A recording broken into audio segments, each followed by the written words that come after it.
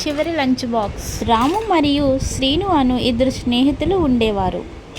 రాము చాలా తెలివైనవాడు, ఎప్పుడూ హాస్యంగా మాట్లాడేవాడు.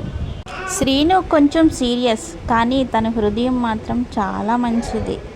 ఇద్దరూ బాల్యమిత్రులు.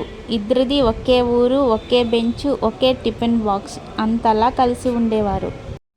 ప్రతిరోజు స్కూల్లో రాము తన బాక్సులో ఉన్న ఐటెంలు ఓపెన్ చేసి, ఓయ్ శ్రీను, మీ అమ్మ చేసిన ఆవకాయ రా తినిపిస్తా అని అరిచేవాడు.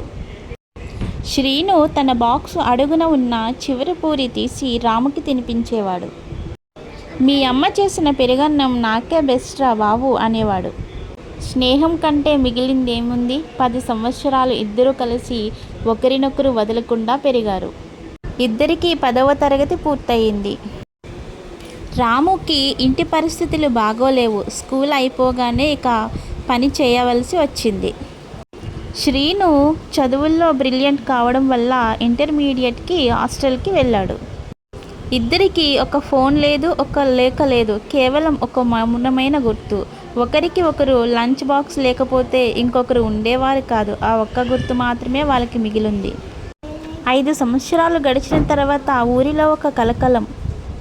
ఊరికి తిరిగి వచ్చిన శ్రీను చెత్త కుండీలు తీస్తున్న వ్యక్తిని చూసి షాక్ అవుతాడు.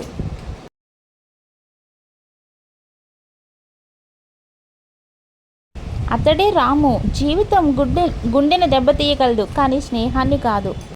శ్రీను, రాము, నేను ఏం చేశానో మర్చిపోలేను. నీ కోసం చాలా వెతికాను రా. రాము చిరునవ్వుతో, నువ్వు చదువుతున్నప్పుడు నాకు గర్వం కలిగింది. శ్రీను, నన్ను మర్చిపోలేదంటే చాలు. శ్రీను తన కారు డిక్కీలో నుండి 2 టిఫిన్ బాక్సులు తీస్తాడు. ఒకటి పెరుగన్నం, ఇంకొకటి ఆవకాయతో పూరి. శ్రీను, రామామ, చివరి లంచ్ బాక్స్ అయినా కలిసి తిందాం. ఇద్దరు చెట్టు కింద కూర్చుని నవ్వుతూ